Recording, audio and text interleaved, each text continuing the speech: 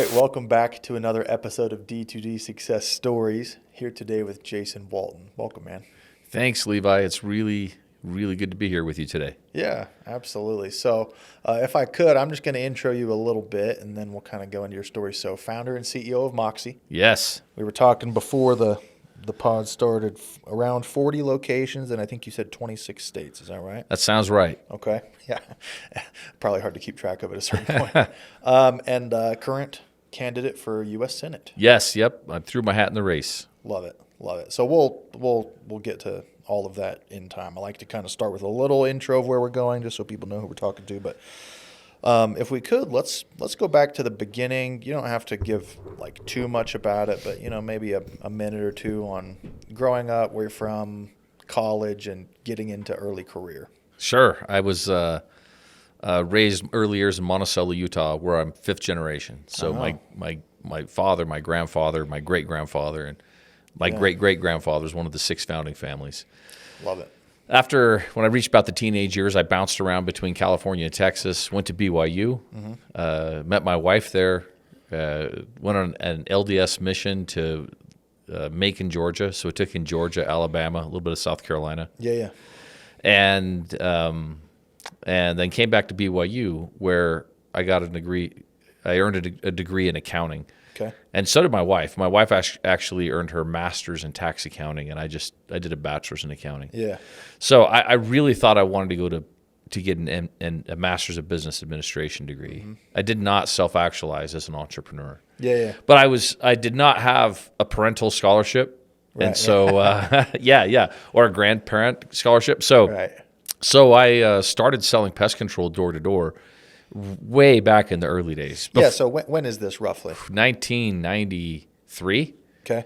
93, 94, right in there, yeah. Yeah, so I mean, I'm sure this will be super interesting for everybody listening. So like how many people are doing this? What's the recruiting scene look like? The year before I sold, I don't think there were 100 people in the entire industry. Okay. So I was at Brigham Young University down in Provo, and I would ask my roommates, everybody that I served my LDS mission with, people in my classes, if they knew anything about it, because there was an ad in the paper of somebody who'd made like $10,000 with a company called SalesNet. Okay. Who everyone can trace their roots back to SalesNet. Interesting. And so I asked all my friends if they knew anyone who had ever sold pest control. I couldn't find anyone who even knew someone. You're trying to like validate that it's real. Yeah, it was very, very difficult to do back in that time. I eventually had one of my college roommates come in and say, "Hey, I actually know a guy who did this." Yeah. And so that's it. But yeah, all of us can trace our heritage, our sales heritage, back to SalesNet. Yeah. Is that does Todd Peterson tie into that at all? He does. Yep. He was at SalesNet and then he broke off. Mm-hmm. SalesNet had at that time a marketing agreement with Turbinex. Yeah. And then Todd, I think, kind of split that. So Todd started his own company. Did his own marketing. May have been called CMC Marketing, I think. Yeah, because Creative Marketing Concepts. Pest control too. Yeah. Yeah. And he did that for a while. And then Todd switched to do it for Truly Nolan, and then worked his way into obviously the brilliant career he's had in security and solar. Yeah, all of it. Yeah. Right. Cool. So you start selling pest control. And is this kind of towards the end of college or? No. It was the year after my LDS mission. So I worked for a company called Eclipse Marketing. Okay. We did sales for primarily Orkin pest control, but we also did Dewey pest control in California. Yeah. And so, I got married on May 1st, and my honeymoon was to drive to my area to work so that I could afford college. That's how it went. And so, I did that for 5 summers. So I did it all the way through the time when I graduated. And when I first started, I think the year before I was there were 16 salespeople with Eclipse Marketing, I think. And by the time my last year there, and I was the VP in charge, it was, we had between 160 and 180, which at that time was a lot. You were the VP in charge, you said? Yeah. Yeah. So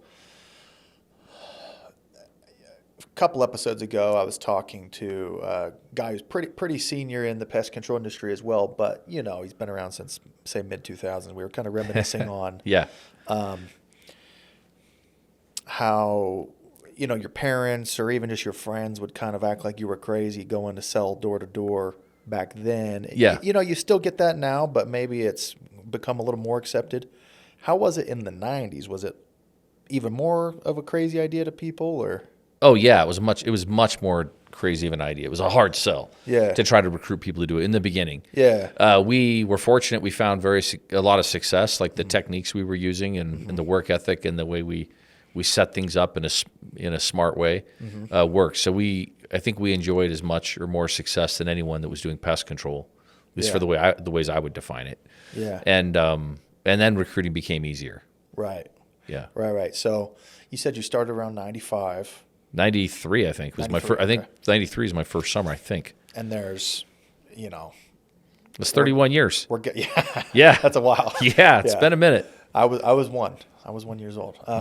So and we're guessing there was less than 100 people when you got started, but by 5 years later, you're VP of around you said 160 person organization? Yeah, I said the year before I started, I think there was less than 100. Gotcha, I think the year my first year doing it, I'm guessing there was probably a couple hundred. Yeah, gotcha. And then I don't know what it was. I'd say 5 years in. I'd say, Clark had a system going. Dewey had a system going. Orkin, we had, 160 to 180. Really started ramping up. Yeah, I think that Todd Peterson, in there had between 220 and 250. I think SalesNet, I don't remember how many they had. But, but it was probably still south of 1,000 total. Yeah. I'm guessing. Right. Yeah, or around there. Yeah. And, from the sounds of it, it still had the same kind of, this is what you do to make good money if you're willing to work really hard. That was still the pitch, but, That wasn't my pitch. It never has been. It still isn't. Well, but I mean, that part from back then to today is consistent, is all I'm saying. You have to be able to show people that they're going to be able to earn money. Yeah. But my pitch has always been, this is a great time to set a foundation for the rest of your life in learning how to value true principles through your actions. And so I've taken a lot of heat on this from competitors because people have come in over the last 20 years saying, did you talk to Jason? Yeah. Notice he never talks about the money. Right. He's always talking about other stuff. But I think that we talk about the things that are important to us. And then at the end of the day, it's really what you do, not what you say. Agreed. Right? So people can say all day long what they value or what they think, but watch what they actually do. Yeah. And then they'll reveal what they really value. Everything else is a lie. Can you say that line you said, foundation something or another? Yeah, a foundation of I believe that anyone that's a college student, no matter what they're doing, they're building the foundation for their future. Okay. So they're coming up with their worldview of saying like, what does hard work mean? It's a relative question. Yeah. What does ethics mean? It's a relative question, right? What does it mean to how do I set goals? And so I'm saying that for me, it's been a stated, written thing for 25 years that my highest priority when it comes to the college students is to provide a foundation of principle-centered living where people learn to value true principles through their actions. And we do that, true principles like loyalty, hard work, integrity, gratitude. So we actually define all of our roles, and then we make we make short and long-term goals, and then we make short-term commitments of what we're going to do for each one of these principles that we value. Yeah. And then we follow up on it. Most people talk about it once at the beginning of the summer, and it's not something that's talked about. We like to follow up on people's progress with their own stated goals and commitments. Yeah. Every 2 weeks minimum. Talk about it a little bit daily, and then talk about it, the writing aspect of it, every 2 weeks, if people want to do that. Yeah. Yeah. I was talking, one of my kind of somewhat recent episodes, we were talking about like core values, so to speak. Yeah. And I was kind of getting at this idea, sometimes a person will say, well, our core values are A, B, and C.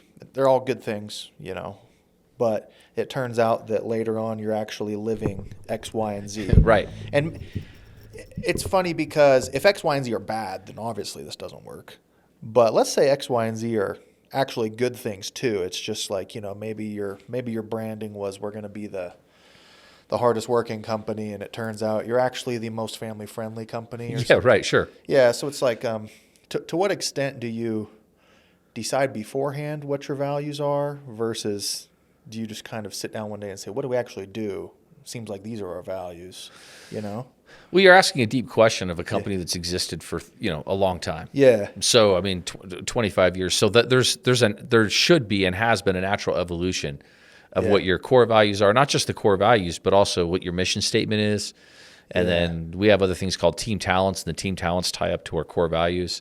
And then we involve people. But the way you asked that question, we were back in the beginning. Yeah. And so back in the beginning, there was a system that was based on my core values that worked for me at Eclipse Marketing. Yeah. And so I implemented that system. They work for me on my LDS mission. They work for me in the other jobs and experiences I've had, and they work for me today. Right. And so when I started Moxie, I implemented all the things that I had already proven I had seen and they'd proven to be effective. So I became, the longer I've been doing this, the more I've had an opinion of how important it is that young people especially, but anyone who's doing a summer sales type of an experience, that their core values are first and foremost rooted in principle-centered living. Yeah. In fact, I have a thing in my thing that says, I hope that the things that you're taught, the sales skills that you're taught will always be subject to your character of charity. And if you think about that, that means you don't treat people as a means to an end. Yeah. You don't get people to do things just because you can, right? We take into account what's the right thing to do. Right. And so look, in my 30 years, people who have valued principle-centered living above the dollars, life always goes well for them holistically. The people who value the money first, I notice that the life element's part of it. The other roles beyond just making money don't go so well. Right. And once you see it over and over and over 50, 100, 200 times, you want to just scream it from the rooftops and say to everybody, hey, because I have your best interest in mind, please, please, please, let's focus on principle-centered living. Because if you value the money over the principles, and so you'll treat people as a means to an end, and you'll say things and be able to try to rationalize on why this thing you just said wasn't unethical, even if it is, and sometimes illegal. Right. But if you can if you get a bunch of people who you know and respect to have a little bit of groupthink, and you can all convince yourself that it's okay, I call that the curse of the talented. The people that can go out and perform very well and only work 2 hours a day, and then be financially rewarded for that. Well, that's the opposite of a hardworking person, right? It's the opposite of goal-centered, most likely, hopefully. Hopefully it wasn't their goal to work 2 hours a day. Right. But I call it the curse of the talented because the way you do anything is the way you do everything. And so they'll go apply that same work ethic into their future jobs, and that's not going to go so well. Right. Or that treating people as a means to an end and not listening, they'll go put that into their other relationships, like marriage or family relationships. And you see over time, those things crumble and under the strain of it. Yeah, yeah. I love that. So it's been a great career. I mean, I have had so much fun mentoring the young kids over the last 25 years. I mean, and you have to understand, we mentor everyone. We have well over 1,000 or 1,500 people that have nothing to do with summer sales. The majority of what I do is not summer sales. Whole bunch of ops. It's running a pest control business, right? Right. And so providing careers and paying for educations for people. Like I don't even know how many MBAs that we paid for, different law degrees that we paid for. We have a very strong emphasis and focus on continually improving. So that's why the mission statement with Moxie is to increase the quality of life. For our employees, our associates, and our customers and our communities. And so if you think that through, I'm very opinionated that the main way to increase the quality of your life is to teach principle-centered living, principle-centered leadership. That as people embrace that, it changes not just their work aspect of life, but their marriages and how they are as parents and all the other roles that they may have in their lives. And it's fun. It's so rewarding when someone that is a field expert who services accounts for us, the pest control accounts, or an office manager will come and they'll talk about how much better their marriage is, or when children will come up and talk about how much more connected they are to their mothers or their fathers. And it's just been an amazing experience. I've been very blessed in the career that I've chosen, and I work with unbelievably great people. Right. So tell us about... I think you said 5 years every summer. What was it? Eclipse Marketing? Yeah, so I did my first 5 summers with Eclipse Marketing. And then I decided I think I want to get an MBA. And I had a big decision to make, like what kind of work experience did I want to get? Yeah. And I had a job offer. I really wanted to get an MBA from Stanford. And I had a particular job offer in Dallas that I thought I thought that was good enough to get me an MBA from Stanford. Uh-huh. But I grew up a little bit poor in my grandparents' basement, where my grandparents lived upstairs. It was 2,100 square foot home, I think. In Monticello. No, this part was when I moved to California. So this is like the teenage years. Gotcha. Like going into high school. Okay. And my aunt and uncle and their 4 kids lived downstairs, and my family and our 4 kids at the time lived downstairs. Yep. With grandma and grandpa upstairs, and you're sharing a pretty small house. Right. And so I wanted to get out of that basement and stay out. So I thought if I start a pest control company, I could do that for 3 years and then sell it, and then make enough money to go to a second tier school like UCLA. And I don't mean that disrespectful, but yeah. Compared to Stanford, yeah. So that was the biggest decision. So when I actually moved to Dallas, I started a company called Mayday Pest Control, and I had a partner. Mm-hmm. And the goal was to do it for 3 years, and then I wanted to sell it and go to Stanford. Mm-hmm. That 3 years was invaluable because we learned a lot about the operations of pest control, like causality. Yeah. Of causality of products. When I use this product in this way in this place, here's what happens. Yeah. And there's no way you can get wisdom of experience without the experience. Just all the downstream effects that salespeople don't consider because they're part of it is this one thing, Yes, and our accounting degrees helped immensely. But when we started that first company, we started it right out of our garage. Mm-hmm. That's where everybody came to work in the morning. Oh, at the garage. At the garage, yeah. We went several long periods the first few years where we didn't pay ourselves anything, and we had no outside investors. So we just literally bootstrapped it and grew it into one of the top 10 largest pest control companies in the country now. Yeah. Did you guys? How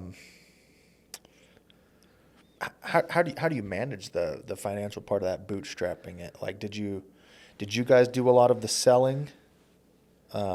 Or I'm just thinking through this. If you had a whole bunch of salesmen that you have to pay upfront commissions, and the way the life of a pest control account becomes profitable, there would be problems there, right? Oh yeah. But if you go sell a bunch of them, that helps.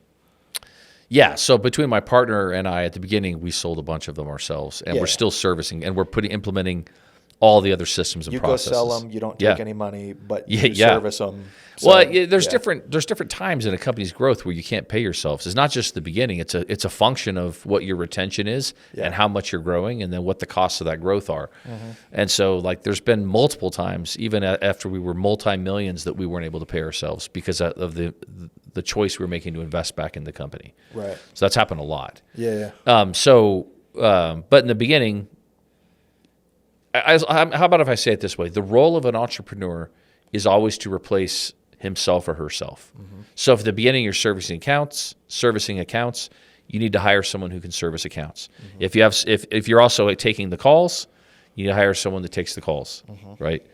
Whoever's doing the billing, if it's you, in the beginning it is, you have to hire people to do that. So you have to set up the actual systems and processes in a way that's duplicatable, like the E-Myth. Mm-hmm. And then you become a service manager where you're managing multiple people who are servicing homes. And then you become the office manager who's managing, as you get bigger, different departments within the office that do different things. Mm-hmm.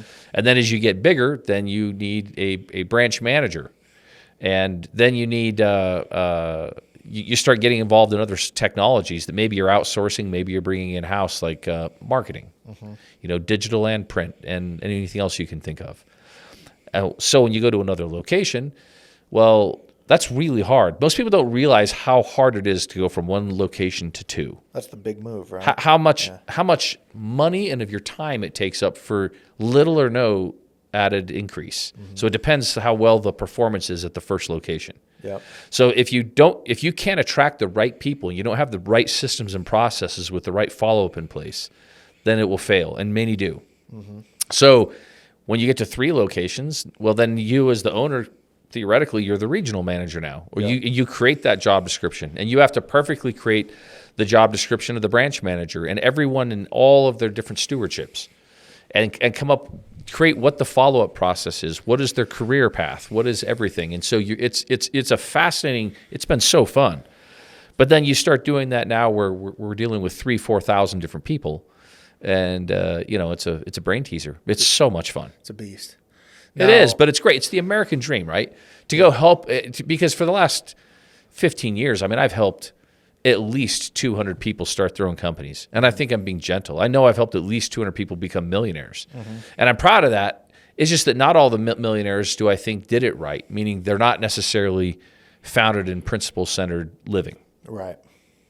And so for those I feel bad, because I think that it's better to not do it at all if you're not going to come out of a summer or from a business with a principle-centered foundation. That's the key to it. That's really the key to everything. Agreed. So I think I know your answer to this based off our combo before we started filming, but I want your answer anyway. I want your explanation. As you're scaling up and replacing yourself, to what extent do you need to have, personally done most of the roles and be able to design the process yourself versus, maybe doing an outside hire and just being like, that part I don't touch, that guy knows that part? So both in my business and in other businesses, I've seen people who will just try to outsource somebody completely. And the times that I've tried to outsource somebody who did not come from my culture, which is rich and full, it has been a total failure. So the more you have, we've developed a pretty good brand and a pretty good culture. People in our company nationwide, they know who we are. They know what we stand for. The brand and the culture means something that's tangible. Above and beyond just another pest control company. Right. And so when we try to bring people in from other pest control companies, it doesn't work very well. They're intimidated. And when we try to bring people in for marketing, they'll usually just do marketing, look at the industry and say, hey, here's what's available. This is what you should be. I'm like, but we're not that. This is what we are. Sell this. Well, that's not a good space, but that's who we are. And so if we just bring in people with those expertise and turn them loose, then what I find they do a lot of times is like we're actually working against each other, because I think that my job as the founder of the company and still as the visionary leader is just that. You own the vision. Like why should customers, why should they use you over anyone else? And why should people who are coming to work with you, why should they work with you over anyone else? You hold that vision. You have to safeguard it and secure it, even from other people that you hire when you're hiring people who have other expertise. It's all kind of an extension of your personality, right?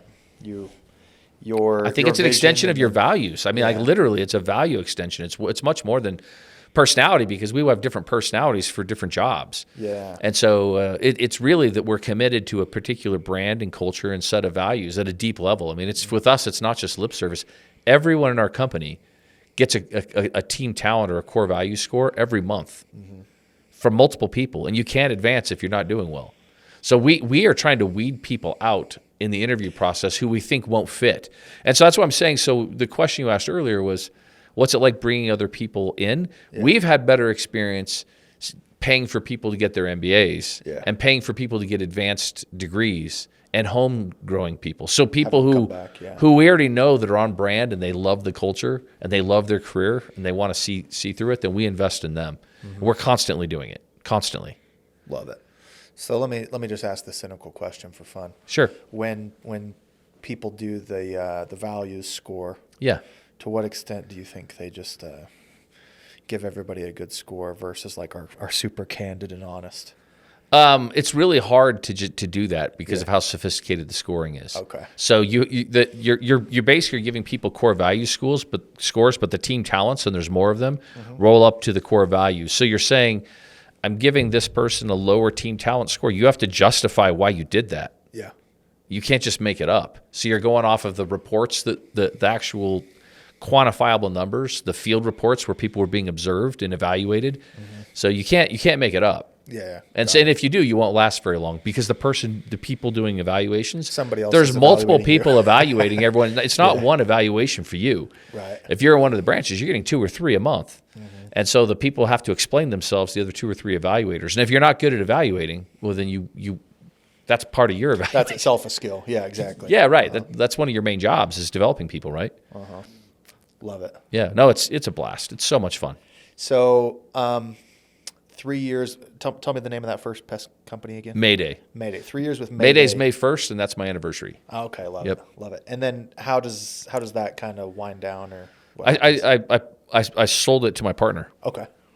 Yeah, and he's done real well with it. So it's been that. I'm proud of that too. Still operating? Yeah, I think he sold one of them. I think the other one's still operating. Nice. Nice. And then we started Moxie in 2001. So our first summer with Moxie Pest Control, I was just wrapping up the first summer when the 9/11 terror attacks happened. Yeah. Which is also when you're the most exposed financially, right? Because you owe people, the sales reps, their money the way that those agreements work. And so it was a difficult time because I in the first year with Moxie, of everything that I learned, so to pivot, I decided not to get an MBA. Yeah, right. So And I could part. do this so much bigger, so much better immediately. So I'm not going to get an MBA. So when I started Moxie, I had Moxie bigger in 4 months than the other company was in 3 years. And so, and it was fantastic. Just structured a little differently from the beginning. You know everything. You know, you have the wisdom of experience, as much attention as you were paying. If I paid a lot, and the models that I built and the things that I learned, I was able to just capitalize on that very well when we started Moxie. And then we did Moxie for a few years, and then my son Joshua was born at 25 weeks, and That's early.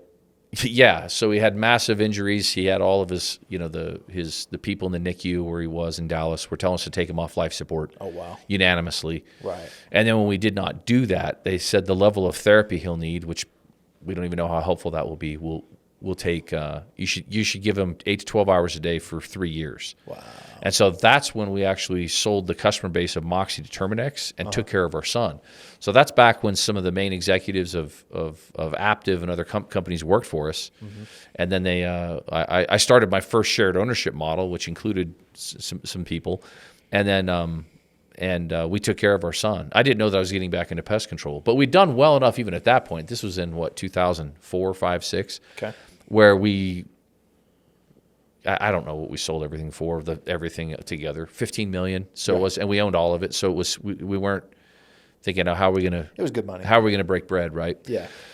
And so then I started a few of these shared ownership plans, and it was really to help people out because I felt like I was disappointing them, right? They'd committed to me, even though they had no equity previously. Yeah. But I still feel like I was breaking my agreement. My wife primarily headed up taking care of my son for those 3 years. He's doing phenomenal, by the way. Yeah. He's at Utah Valley University. He's studying in political science, gets A's and B's. I mean, he's actually like an unbelievably brilliant mind. Love it. So yeah, I was very, very fortunate and blessed that way. And so then I kind of hemmed and hawed in there for a few years, not knowing what to do. And then eventually I had people that were around for the whole thing, before Josh was born, after he was born. And they said, hey, we want to do what you did with those other people. We want to do a shared ownership model like they did. And so I started setting those up. And at the beginning I did, while we were taking care of Josh that 3 years, I did it kind of sloppy, paid the price for that. Afterwards, I did not. I did a much better job with the paperwork. And for any would-be entrepreneurs out there, I'd say you invest in the attorney. I know that's when you don't have the money. You need to, because if you don't invest in your paperwork, then success will actually be the thing that destroys your company. Yeah, success is your enemy. I read that book by Peter Thiel, From Zero to One. Yeah. He talks about a company can only be born once. You got to get it right. That's right. Yeah, it's like if you write a sloppy operating agreement, your only way out is to buy some dude out for millions of dollars when you didn't want, or litigate. And everybody loses. Exactly. Yeah. So you got to do it right. Yeah. So we did that, and then I've been very fortunate. Like some of the people that most of my partners worked for me while they were in college, and now they're multimillionaires. Like some of them like many times over, and I'm proud of that. But it's not just that. They're good people. Like they and their wives are really good human beings. Yeah. And so that's why it's so rewarding, is because I look at the group that surrounds me directly, insulates me, that I've been working with some of them for 20 years.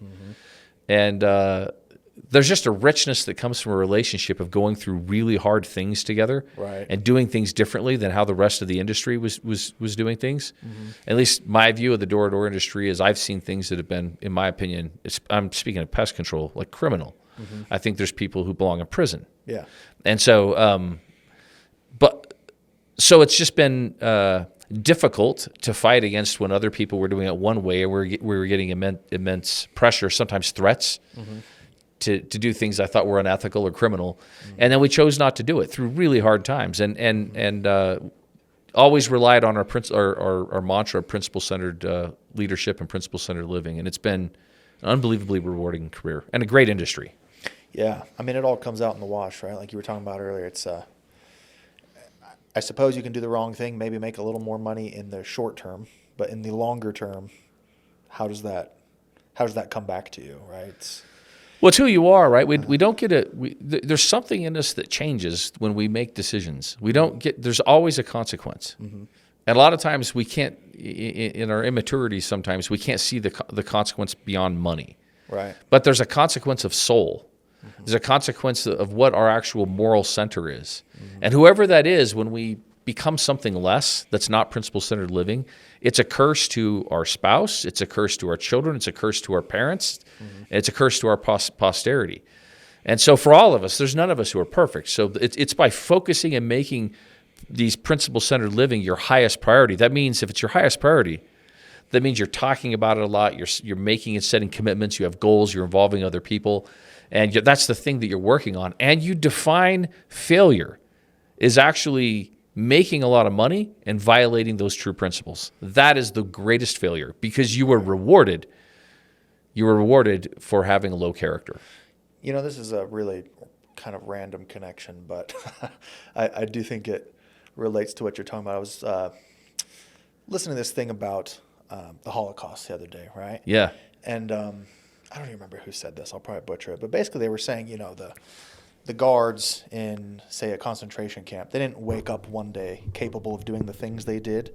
It was something that they arrived at gradually. Right. And the argument was being made that whatever the first big initial lie of Nazism is, you know, that one group of people is superior to another, whatever it may be, as soon as you accept that big lie, that inconsistency, it creates this dissonance in you where now it's like you're willing to accept almost anything, right? Sure. You've allowed the initial sin of the truth doesn't matter to enter the equation, and who knows where that goes? It can just spiral. Well, it grows is in small things. Can I give you a couple examples? Go ahead. Yeah. Okay, so back in the early days, before we were doing like automatic credit card payments, we'd collect checks. Mm-hmm. And so people would have paper documents because they weren't using iPads. Mm-hmm. And there were certain people that would call and cancel their agreements. And so some salespeople would keep their paper agreements with the checks paper clipped to the top, and they'd keep 5 or 6 of them. And these are people who've canceled service. So ethically, their checks should have been destroyed. Yes. Right? Uh-huh. Contracts should have been destroyed. Yep. And so what they would do is start a day, and they would come up and knock on your door, and you'd say hello, and they'd take that clipboard and show you, fanned out, 5 contracts and checks, and go, yeah, I'm signing up a lot of people out here in your neighborhood. So I'd go to them and go, hey, you that's unethical, and you lied. They're like, what are you talking about? Well, you told them you were signing those people up on your clipboard. They're like, no, I didn't. I just said I was signing up a lot of people in their neighborhood. And I said, but you showed them the clipboard, didn't you? Yeah. Why did you do that? That's non-verbally telling them that I'm signing these people up. And so, but you've made it, not only that, but the check should have been destroyed. How about this? How about if we got a room and we put 200 people in the room that were not in our industry, mm-hmm. and we gave them each a buzzer, like a silent buzzer, a little thing that no one could see them press. Mm-hmm. Maybe they're in their own rooms, and they're watching someone go door to door. And so as they knock on the door, they notice the person goes all day long and doesn't sell anything. And remember, we're asking them, buzz when the person lies. Yeah. Right? Yeah. Especially buzz when they lie about saying the comment that I'm signing up your neighbors. So at the end of the day, someone sells an account, doesn't matter what it is, and they go next door and they say, hey, sign up your neighbor. And they sign up the person the next day. Mm-hmm. Okay. So they go 2 more doors down, no one's home, and they go to the 3rd door and say, hey, I signed up 2 of your neighbors. So then no one's home, or people say no, and they go 6 doors down, and they say, hey, I've signed up 2 of your neighbors. At what point is that a lie? Now, people get so used to doing it when they realize there's causality between using neighbors that they, in a slippery way, instead of doing it in a way that's honest and ethical, they'll allow themselves, if they're kept on check, to go to a new city that no one's ever been to and start off and say things like, hey, we signed out 15 people up here, and start making up names, the Drakes, the Robinsons, the whoever else. And it's The tough Williams. because each one of those is just one small step past the previous iteration. That's my point. That room of 200 people, Yeah. if you went slowly and just changed one tiny thing or one door, people would be ringing that thing at all different times. Yeah. And you'd come up with literally 8. If you had 100 people, I think you could get 70 of them to ring it at different times. Yeah. But you certainly would arrive at the point where everybody would be ringing it. Right. And so that's why it's important to be vigilant in making and keeping commitments about be better at saying, hey, this actually isn't true. And instead of rationalizing why it doesn't hurt anyone. Well, how does it hurt anyone if I said I'm signing up your neighbors? Because it hurts you, your soul, because you know. Yeah. You lied. Yeah, you're accepting. You're being the lie. deceitful. Yeah. And so like it's easier to say, hey, on this street, if I've gone 5 or 6 homes, we sign up down the street, and say who they are if they gave you permission, or just 2 people here on your street. If not, if your office signed up 40 people the day before, say, hey, we're out here, we've been signing up yesterday 40 people, but a lot of people. That's just the truth. So just say what the truth is. And if you be committed to that, then it's unbelievable what that will do to you as a person and to your soul. Yeah, It's what's tough going into politics. you see like total disregard of the truth, even in the naming of bills. right. But- Well, and there's so many ways to be dishonest. There's lots of ways to be dishonest that aren't just proactively telling a lie. Sure. There's lies of commission and lies of omission. Yeah. And then there's also like the check example you were giving. It's like maybe they're not even saying a thing, but they know what the person will assume isn't true, and they're not correcting it. Right.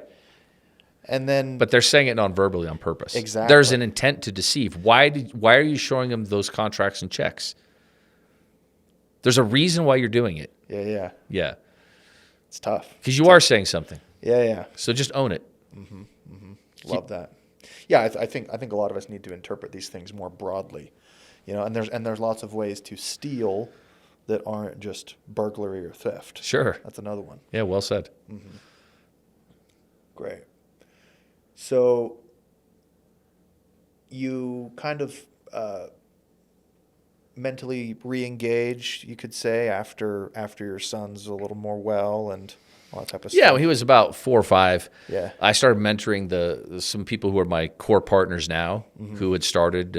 Phil had started in Raleigh, and Tim had started in Dallas and First Virginia near Washington D.C.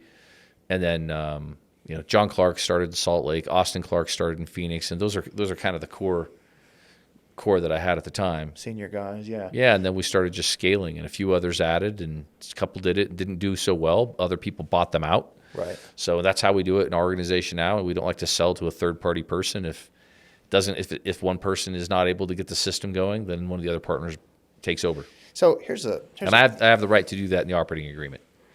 That kind of answers what I was about to ask. I was Yeah. gonna say, you stay in 31 years, there's bound to be conflicts. How do you kind of, get through them or past them without it just blowing everything up? I guess, good agreements up front is part of the answer probably. Yeah, good agreements and then the right people, right? So like the people are my partners. I worked with them for a long time. Like we already knew how we handled difficult situations. We weren't figuring that out on the fly. It's predetermined. Yeah, we knew. Yeah, the fact, but I can't emphasize that if your agreements, your operating agreements are well enough written and designed, that it's crazy how much conflict that will resolve in the future. So like that's one of the best pieces of advice that I can give to anyone, is that your operating agreements contemplate an exit. Yeah. And how both or each one of you can exit, and which rights that you own or control, and that's really important. There's a bunch of little things that go in there. What happens if somebody gets divorced? What happens if somebody Sure. dies? Yeah. How do you evaluate the portion that's got to Yep. be bought? All those things, right? Yeah. What if someone just says, "I want to leave"? Can that person force both of you to leave? Can someone do a drag along sale, or does one have an option to buy the other one out, or do they go to a third vendor and then, depending on the prices, the other person have to go along with it? Yeah. So there's all kinds of ways to. Can they sell to a person you don't Yeah. like without your consent? Yep. Yeah. Yeah. So there's a lot of things to consider when it comes to that. But also, I'll tell you one of the mistakes I made early on Okay. is I didn't defend myself legally. I didn't defend my partners legally. Okay. And so one of my partners in a given city said something, like he had someone doing something that just was illegal. And so he said, hey, this actually happened to me 2 or 3 times within a year. And they said, hey, if you don't, you got to stop that or we're going to sue you. And the person laughed and said, you're Jason Walton's partner, right? And they go, yeah, we know he doesn't sue anyone. He's weak. And so it was actually a member of, I'm a member of the state's prevailing faith. So I had someone that was one of my leaders in that faith who was a litigation attorney. He said, if you don't protect your copyrighted materials and protect the word's escaping me, but protect your like your IP. Yeah, if you don't protect your IP, you fail to own it. Yeah. It's like you have to protect it. Yeah, and then he said, do you weird, think like, it's ethical that someone chose to be your partner and you're not protecting them? And so then it's a different conversation, right? That like the fact of not acting, you're actually harming those that are close to you, those that invested their time and their life with you. And so then I unfortunately got dragged into the world of litigation. It's one of those things people misunderstand, especially a lot of young kids, is they think that just like they think confrontation is unethical. It's like, no, sometimes the confrontation is the most ethical thing you can do. Well said. Yeah. Yeah. Yeah, they don't get it. Still don't like it. Yeah. I mean, it's never fun. It's never fun, and it's all usually ends up in a losing thing for everyone. Mm-hmm. But sometimes it is the right thing to do. Maybe it's just so that next time they don't say Jason Walton won't do anything about it. And people stop stealing your intellectual property and using it, the things that other people are paying for. Right. Yeah. Right. Yeah. So tell about, kind of some challenges as you guys scale up, because that was back then. Now you're at 40 locations. Yeah. Yeah. Well, the challenges are getting people to have the skill set. Mm-hmm. There's 2 things. The first challenge is to get people to buy into the brand. Okay. And so in the beginning, I had one partner who bought into all the training and everything that I was telling everyone to do. Mm-hmm. I got my office, the one or two that I personally own, very profitable and healthy, and then I bring people in and train them. Here's how I did it. You should do this. Mm-hmm. But I was trying not to be heavy-handed. Mm-hmm. And then one day I brought them all in and I gave them their financial statements of when they were going bankrupt, and they kind of laughed. We call it Black Friday because it was on a Friday. Yeah. and I said, no, I'm serious. Like, it's accurate. Yeah. I did it myself, and I've been doing this a while. So, like, that's when you guys go under. And one of them really took heed of that. And I was doing training with them every 3 months, plus following up more regularly than that. Mm-hmm. And this one person just did all the changes. And then his business turned around. Yep. Fast. Mm-hmm. And so the other partners would come and go, what are you doing? And he said, I'm just doing the things the system that we're being taught, the system. And they said, well, so are we. He said, no, you're not, though. And they go, well, we do that, except we do this. And he goes, but you'll never understand all of your accepts.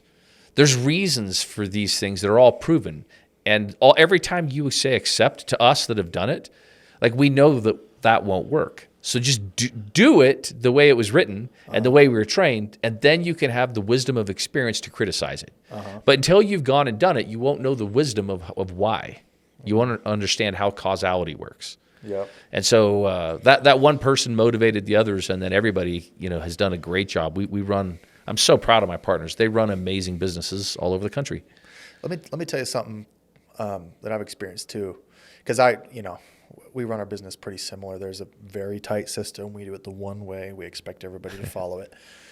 So I go and I evangelize the system a lot. Sounds like you kind of do too. Yeah. And you have to correct when people do it wrong. Yes, because you want them to be successful, obviously. That's the main big one, I guess. But the side benefit is I definitely can't have people not doing the system, saying they did, and then failing, and then letting everybody else think that they did it right and failed. Because then that invalidates that the system works. Hear, hear. I have to go correct the record. I have to be like, no, the thing that failed wasn't my system. I promise you. That was wrong. That was executed wrong. And don't you find that all the time, though? Yeah. I mean, like, when you go into it, it gets to the point where it's like looking at matrix code. So I'd send to my partners sometimes, I'll look at their numbers and go, these people aren't doing this type of training. These people are doing the follow-up like this. And I go, how could you possibly know that? Because I'm old. Mm-hmm. So... because I've done this a lot. Mm-hmm. And then they'll say, I'm pretty sure that stuff's happening. And then they'll go you're exactly right. That's actually exactly what they weren't doing. Mm-hmm. And I said, yeah, I've seen it a lot. and how it manifests itself through the numbers. Yeah, well, it's an equation. If you've seen it enough, you can just look at the outputs and kind of know what they did on the inputs. Yeah. But the hard part to what you point out is a lot of times people will say, I am doing those things. And someone has to roll up their sleeves and actually go in and say, you're actually not. So it's supposed to be like this. You're doing it like this. That's also difficult when you're like us and you're trying to I have live scoreboards of a lot of different key predictive indicators or scoreboards, games, if you will, that people can play in an individual location, in a region, but also nationwide, so that someone who services accounts can know, of the 2,000 people that service accounts, I rank number 427. Yeah. Right? Or I'm ranking the top 2, depending on which indicator we're looking at. But it doesn't work if people are putting in the data, if there's opportunity for them to put in data incorrectly. We try to make it to where they don't have the opportunity to put in their own data, period. Yeah. But with some of the indicators, so they make it all meaningless if they're putting in wrong data. Yeah. Yep. Love it's that. a great game. It's the great game of business. It's so fun. Yeah, I love it. So, talk about your business is huge now. You've been able to have this impact with all these people. Talk about kind of the desire to get into politics. That's a great question. The desire came from, as a business owner, I'm sure you can relate to this, but how many positive experiences do you have with regulators? Very few. Yeah, exactly. So 0. Yeah. And can you tell some whopper stories of regulators doing some pretty corrupt and horrible things? Tons. Yeah, me too. Yeah, awful. And then you watch politicians do their voting of how they vote, what they're doing, and it becomes frustrating. I've never run for political office, any office. Okay. And I've had a healthy mistrust of politicians my entire life. And so I did meet Senator Mike Lee, and I was even wondering if the things he said privately matched up with what he was saying publicly. And as I got to know him, I had no intention of running for office, and I realized they totally matched up. So, and that was I was like, wow, there's someone who's actually standing up for the right, just, despite the consequences. That's just not what I'm used to seeing. Yeah. And so 3 years ago, my daughter took her own life. That happened in Provo. I only have 3 children. Sorry to hear it. And thank you. It was, and then right after that, it was over Christmas. The very next Christmas, my brother, who's a creative director, our offices next to each other for 20 years. On New Year's Eve, he had a heart attack and then died. And then 6 months later, I lost my father. And all those things just for my whole family, and we're trying to heal from those things. It's like a wake-up call, right? Yeah. The business is where it is. What's next? Do you want to go add a bunch more service lines and try to go international and try to make it, just be 20 times the size that it currently is? Yeah. What is your impact? And legitimately, not in political talk, you look at the $34 trillion of debt, and then it was driving me crazy looking at the open southern border. Yeah. Where I've been down there, and if you go, I was at the Tucson sector. In just the Tucson sector, and the Border Patrol agents showed me this, there's 3,000 illegal immigrants per day coming across the country. So that in itself creates a lot of hardship and problems on the country to be able to handle that. But the problem is that in the Tucson sector, the cartels will intentionally introduce the illegal immigrants knowing where all the Border Patrol agents are. So it takes all the Border Patrol agents to transport the 3,000 illegal immigrants to Tucson. That's a 2.5-hour drive, and they could be there a day. So the border's just wide open. And that's when they're bringing in fentanyl, meth, heroin. We know in record numbers. It's now fentanyl's the number one leading cause of death now for all Americans between 18 and 45. It's crazy. How disturbing is that? Yeah. And then the scarier part is that also leaves the southern border wide open for anyone who may be on the terror watch list to just come on in. It's easy to come in. And so I just find it like I couldn't sit on my hands anymore because I really felt that America was at a tipping point, legitimately, and that career politicians were not capable of doing the right thing. Because career politicians, if you're trying to go up the next rung of the political ladder, then you're going to be able to be bullied around in you your have voting. to be reelected or elected. That's right. Thing. If you have a sense of political self-preservation, I'll be more specific. And I'll give one example. In the Senate,